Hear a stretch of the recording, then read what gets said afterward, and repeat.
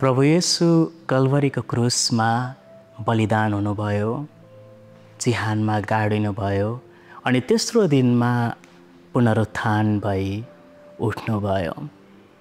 अनि स्वर्गको सिंहासनलाई छोडिकन यो संसारमा आएर क्रुसमा बगाउनु भएको अमूल्य रगत चाहिँ तपाईँ, म अनि हामी सबैको निम्ति हो, जुन रगतले हाम्रा असंख्य पापहरूलाई पखालिदिएको छ, धोइदिएको छ।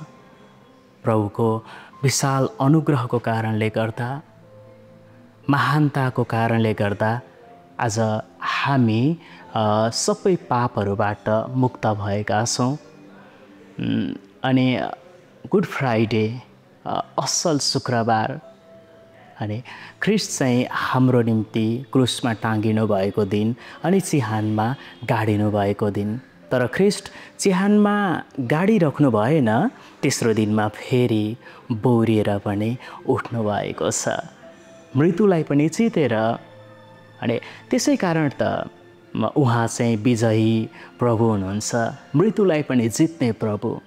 अनि प्रभुलाई धेरै धेरै धन्यवाद, जसले स्वर्गको सिंहासनलाई छोडेर यो संसारमा थुकाई, निन्दा, भनाइ, कुटाई मानिसहरूको खानुभयो, गिल्लाहरू सहनुभयो। उहाँ त परमेश्वर हुनुहुन्थ्यो, यद्यपि यो संसारमा आउनुभयो है हाम्रो निम्ति। प्रभुलाई धेरै धेरै धन्यवाद भएको होस् त्यो प्रेमको निम्ति। आज त्यही प्रेमको कारणले गर्दा नै उहाँ क्रुसमा बलिदान हुनुभएको छ।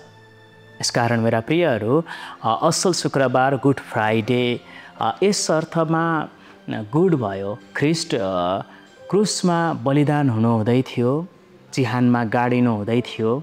यद्यपि त्यो दिन किन गुड भयो, किन असल भयो भन्नुहुन्छ भनेलाई, त्यो दिन चाहिँ सारा मानिस को निम्ति पापबाट छुटकारा आउँदै थियो, पापबाट मुक्ति आउँदै थियो,